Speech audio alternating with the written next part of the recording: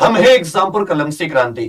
तो Uttar Pradesh police constable की तैयारी करने वाले अभ्यर्थियों के लिए यह बहुत बड़ी सूचना है। आज ही साथ ही उत्तर प्रदेश की जो इंफॉर्मेशन विभाग है, जो सरकारी सूचनाएं देता है, वो विभाग मतलब एकदम ऑथेंटिक, सही, वास्तविक सूचना देता है। जिस तरह केंद्र सरकार का पीआईबी होता है, इसी प्रकार से राज्य सरकार का भी सूचना एवं प्रसारण विभाग होता है, प्रकाशन विभाग होता है। तो आज उसने ट्वीट किया है, जिसके माध्यम से उसने बताई कि 9000 पद और बढ़ा दिए गए। पहले 26,000 की आशा थी, अब कुल 35,000 से अधिक UP police constable, civil police, PAC, fireman इत्यादि के पद होंगे। तो ये आपके पद किसी भी समय मतलब अगले 8-10 दिन में किसी भी समय आपके लिए नोटिफिकेशन आ सकता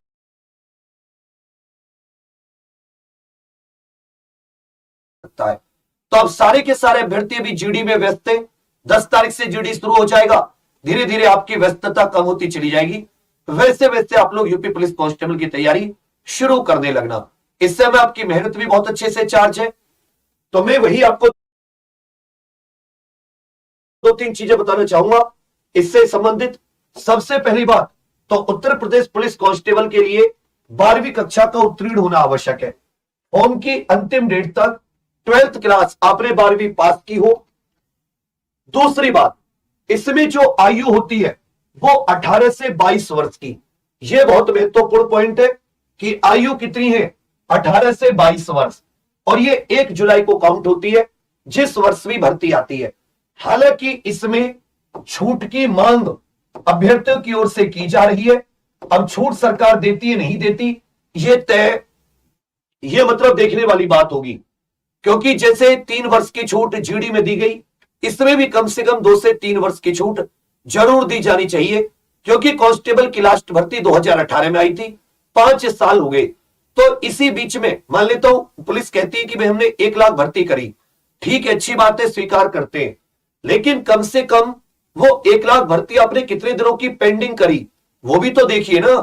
भाई कितने वर्षों से भर्ती नहीं हुई, अब उससे आप 1 लाख जो आपने करी है 49,000 और 41,520, उससे जो नए अभ्यर्थी हैं या जिनकी ओवर एज हो गई है, जो पिछले 4 साल 5 साल भर्ती नहीं आई, उन लोगों की क्या गलती थी।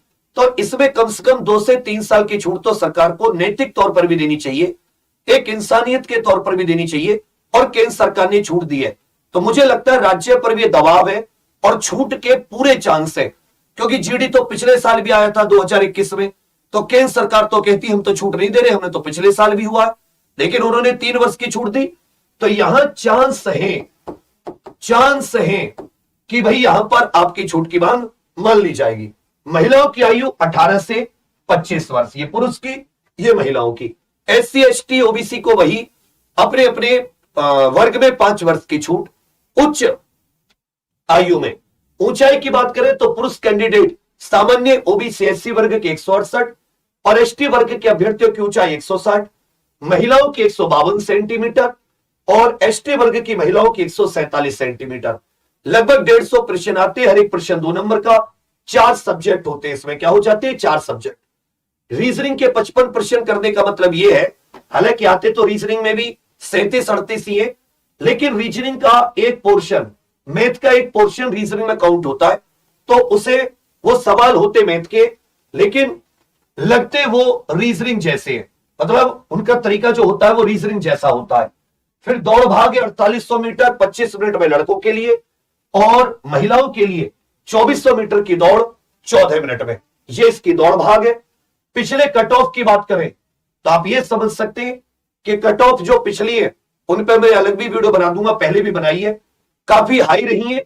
और आपको मैं तीनों प्रकार के कट ऑफ, 41,520 वाली, 49,568 वाली, और जो आपकी ये दूसरी वाली है जेल वार्डर वाली, सबकी कट ऑफ इसमें बहुत अच्छे से, और बच्चे इतने दिनों से भरे बैठे हैं तो आप समझ सकते हैं।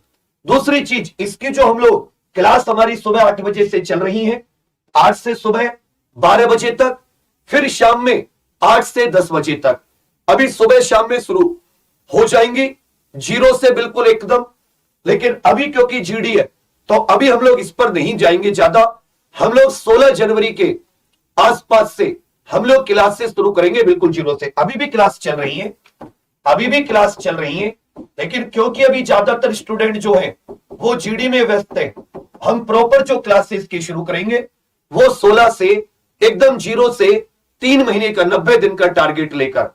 अभी अब इसकी तैयारी के लिए आपकी जो रणनीति होनी चाहिए, वो रणनीति का जो एक सबसे महत्वपूर्ण टास्क है, उस रणनीति में मैं आपको बताऊं कि आप लोगों के पास जो प्रीवियस ईयर पेपर है, जितने भी अभी तक शिफ्ट हुई है इसकी, जितनी भी प्रीवियस ईयर हुई है, जितनी भी प्रीवियस ईयर शिफ्ट हुई है, ये सारी की सारी आपकी बहुत अच्छे से, इनको अच्छे से एनालिसिस करनी है। जिसने इसको अच्छे से एनालिसिस किया उसे समझ में आ जाएगा कि मुझे कहां पढ़ना है और कितना डीपली पढ़ना है, किस स्रोत से पढ़ना है। समझ रहे मेरी बात? यदि आपने पिछली परीक्षाओं की एनालिसिस नहीं की, आप लोग फंसे रह जाओगे, क्योंकि आपको यही नहीं पता चलेगा कि हमें कौन सा कितना पढ़ना है। टारगेट इस बार बहुत अच्छे से रखना, 3 से 4 महीने का समय मिलेगा, टारगेट बहुत बढ़िया से रखना।